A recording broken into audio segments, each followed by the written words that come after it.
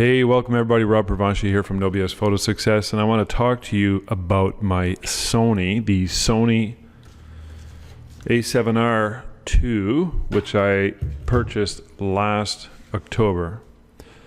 I say last October. In truth, I purchased it last July, but I didn't get the main lens I needed in order to fully make the switch until October. Well, I'll explain all that in a minute. So, let me tell you this. I'm a full-time photographer. I have a photography studio. I shoot weddings, babies, families, executive, commercial, all that kind of stuff. I do theater portraits, graduation portraits, all kinds of bread and butter style of photography. I've been a Nikon shooter and I've been 100% digital since 2001. Anybody knows my story knows my transition into the digital realm with the Canon D30, which was like, nobody knows of that camera anymore. But back in the day, 3.2 megapixel little Canon was legendary, and it changed the industry. So it was the first time anybody had access to reasonable digital files.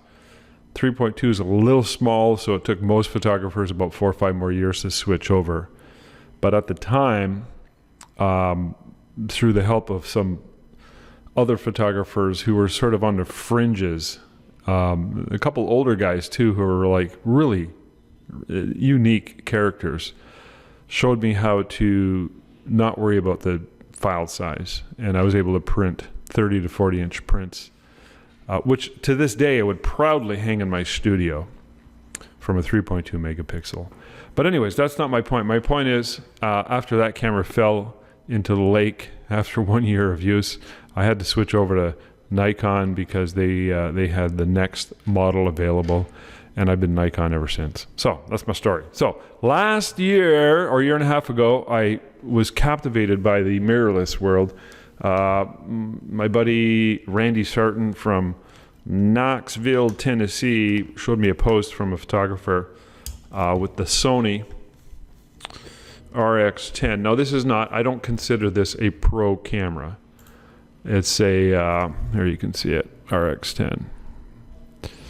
It's a point and shoot on steroids. It's an amazing little camera. It's just got a 1-inch sensor. Now I do use it on weddings for candids and detail shots, which I'm never really going to make big anyways. But it's absolutely an amazing little camera. We call it the voodoo camera. So it's got a fixed lens. It's got a 24 to 200 2.8 Carl Zeiss Varial Sonar T-Star 2.8 lens. So it's 2.8 from 24 all the way to 200 on a 1-inch sensor. Really crisp little images. ISO capability on it is not great, but I don't really use it for that. I use this for, like I said, weddings, and I use it for travel. And this little camera here has gotten a lot of use already. I've had it almost 2 years now, and I've really used it quite rigorously. So anyways, I also, when purchasing that camera, I call that my sort of like my stepping stone into mirrorless. If I was happy with that, I was going to make a consideration into the next model, which, as you all know, is the A7Rii, which I made the full transition into. Now I still have my Nikon D800, and it's sort of my backup, and it hasn't been used since last October. All right, so let me explain why I like the Sony A7Rii, and I'll tell you what I don't like about it. The stuff that I don't like about it was stuff that was not expected, by the way. It just sort of happened. So what I like about it is the size. It was a nice size. I'm getting older, and I just like to travel light, lean, and mean. And I just think it's the way things are going. It reminds me of the old Leica rangefinders. I have an affinity to that. And I don't know, just nice, lean little size. I'm over the big cameras. The quality, the file quality is absolutely amazing, 42 megapixels. When I ordered this camera, I was nervous because it was a fairly expensive camera purchase. And the guy at the camera store knew this, and I told him, I said, I'm ready to go. And I'm just like, what if I buy it and it's crap? What if the files are crap? And he said to me, well, if you order it and you don't want it, that's fine. I said, okay. I don't have to keep it then. He said, no. So he ordered it. It came in last summer. It's April right now, by the way, end of April. So I've acquired it last summer. And as soon as he called me and he said it was in, I said, great, what about the lens? Because I ordered the 85 Batis, Carl Zeiss Batis lens, 1.8. I needed good glass as a portrait lens. So that did not come in when the camera came in. So I asked him, I said, well, do you have another lens that I could try? Because I got to get in there. I got to try this camera right away. So he said, yeah, we got a Sony, it's a Zeiss lens, a 16 to 35, f4. All right, cool. Let's get it. So I said, I'm coming in, I'm going to go try it out. I grabbed my D800, I grabbed the 24 to 70, which I also still have. And I ran to the camera store and I grabbed the kid behind the counter. I said, come on over here. I need to take some sample shots of you. So with the 16 to 35 at 35, with the 24 to 70 at 35, I went to the front of the camera store where there was natural light coming in. I took a gray card, got some automatic white balance, did a few shots with the Sony, did a few shots with the D800. I said, fine, here's your stuff back. I'll be back. I'm going to go home and I'm going to go to my studio, download this stuff and do a comparison. So I ran back to the studio, downloaded the files, and I had a direct comparison. That's as crude or as scientific as I'm going to get. It was kind of matching a nice window light. And I wanted to see the quality of the image compared against the Nikon. And as soon as I downloaded, I was immediately sold right away. So the quality was there. So I went back, I said, here's my credit card. I'll take that 16 to 35 lens, by the way, which is a pretty expensive lens. But this is a lens that I use a lot. Even though it's f4, it's fine. Because a lot of times, especially when I'm on weddings, I'm using it for candids and whatever. If it's low light, doesn't matter. I can crank the ISO on this sucker way up. I have no fear to go 10 to 15, 16,000 ISO if I need it at a wedding. So I use this for weddings. I use this wide angle lens, 16 to 35 for weddings, and I also use this 16 to 35 for commercial work or editorial jobs. It's really, really sharp. This is really important. All right, so on my first wedding, I was shooting Nikon. I had my new camera, the new Sony with the 16 to 35. The 85 was not in yet. So I thought, okay, I'm going to bring this and I'm going to use it for candids and whatever and do some detail shots with it. And it worked out absolutely amazing. I like to shoot auto ISO. So I did some shots which pushed the ISO to 12,000 something. And then when I downloaded them later and I checked out the EXIF data and I was like, oh my God, that was like 12,000 or whatever, 12,800 or something like that. These shots, these candid shots that I shot, and I couldn't believe it, how stunningly crisp they were. So I was even more sold. October-ish, the 85 came in, the Batis lens, and it is literally the day it came in. I have not touched the Nikon since. I've got the Nikon 24 to 70 and I've got the 105. Very nice lenses. I sold my super wide, was it 14 to 24? I got rid of my 770 to 200. And I've been shooting 100% on many shoots. More weddings, lots of families and babies, commercial work. And I brought this whole system down to Costa Rica this winter. I was there for 3 months and I shot multiple family sessions on the beach, near the beach. I did a full wedding using this system. I was a little bit worried because the salt air and all, and the humidity and all that. No problem. So far so good. So it's been an excellent camera in that respect. Now, I like the menu. Okay, some people have criticized the menu. They absolutely hate the menu, but the menu is identical to the RX10. So I became very familiar with it and I liked the menu. So I don't know what their problem is. The menu is accessible, it's fast, it's very easy to get to.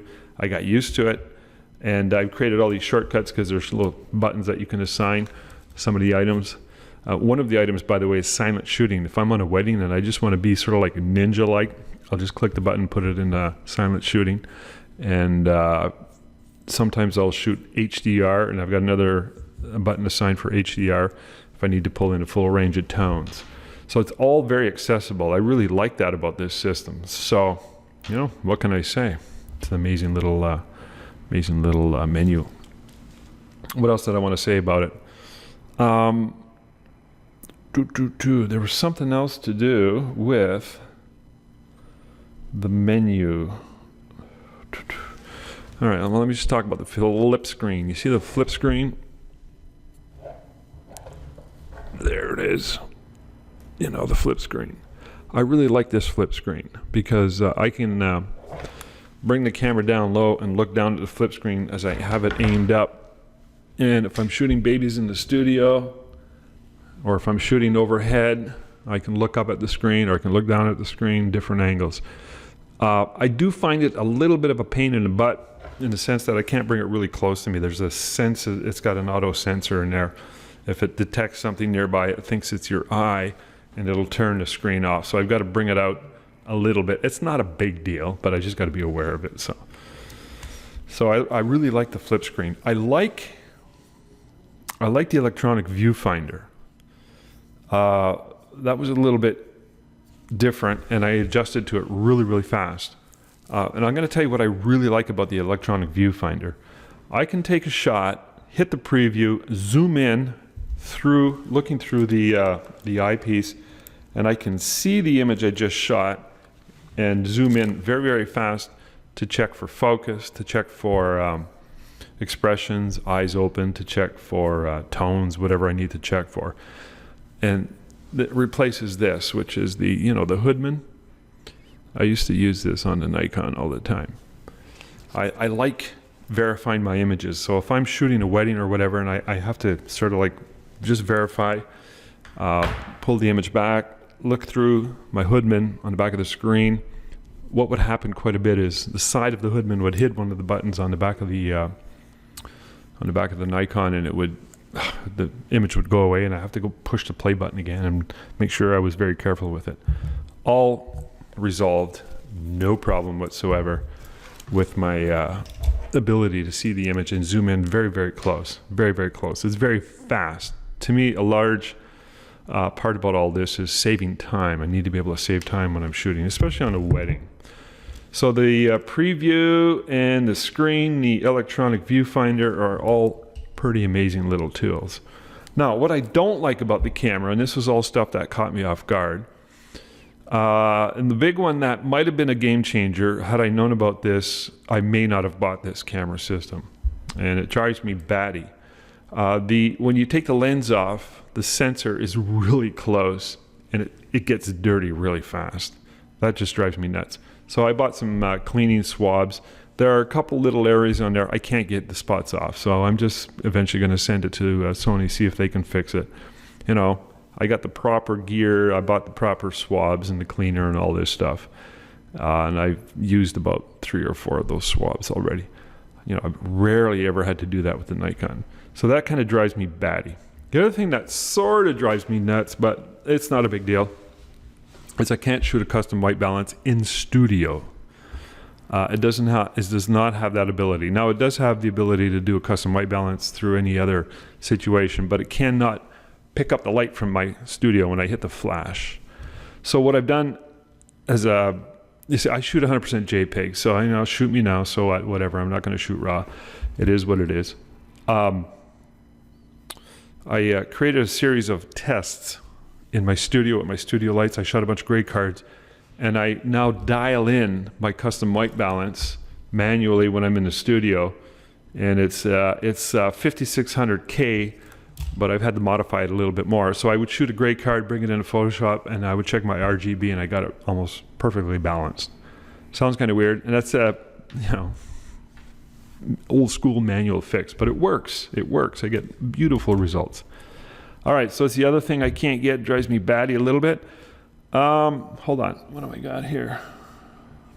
Custom white balance. Okay, there's another thing that sort of happens. Sometimes it's got an auto sensor. So if I look through the viewfinder, it'll automatically detect my eyes and it'll reveal the electronic viewfinder in the screen here. Or if I pull it away, it'll automatically go back to the flip screen. It got to a point where it would not go to the flip screen. So I did a bit of research on it. I Googled it, and apparently there's a sensor, and I don't even know where it is, but I bought a can of spray, you know, and I just went in and sprayed under the viewfinder, and it immediately fixed it. So minor detail, it's just a maintenance thing. So I guess there can be a little bit of dirt or whatever that gets in there, a little bit of dust, and it'll affect the sensor so that it won't automatically switch to the flip screen to the viewfinder. Problem solved. The other thing that was sort of a bit of a pain in the ass was the live view display. So you know how you're looking at the image through the viewfinder, you can see a screen and it sort of tells you what the exposure is through a live rendition on the back of the flip screen. If you're shooting in the studio with flashes, it doesn't know that, right? It doesn't know the flash is going to be the main source of light and exposure. So it doesn't know that, and it just sort of adjusts for the ambient light, whatever ambient light is falling on the subject, so which is pretty dark comparatively speaking. So if I'm shooting, if I have a subject there and I'm like looking at them and I go to take an exposure, you'll just kind of like brighten it up and darken it and just try and fix all that, and boo, so it's a delay. Easy fix though, you bypass it and turn it off. So it would have been nice to sort of like, I don't know if they can ever do that, but to have it so that that doesn't happen. But however, it doesn't matter, it's problem solved. So that's, I guess, one of the things with the electronic viewfinders is you just got to put up with it. So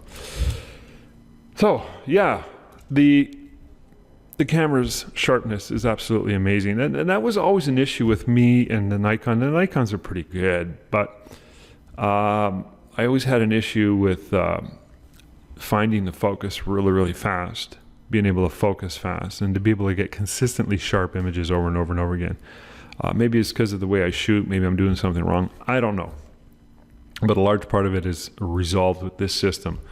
Very sharp files, absolutely amazing, high ISO capability. And what else did I want to say about this? There was one more thing. I'm very happy with it. It's small, so it makes me a little bit worried, you know. It's like this little baby camera. So I'm careful not to drop the lenses because they cost me a fair amount of money. Oh, on lenses, by the way, you can get adapters. I believe you can get adapters and switch to add Canon and or Nikon lenses.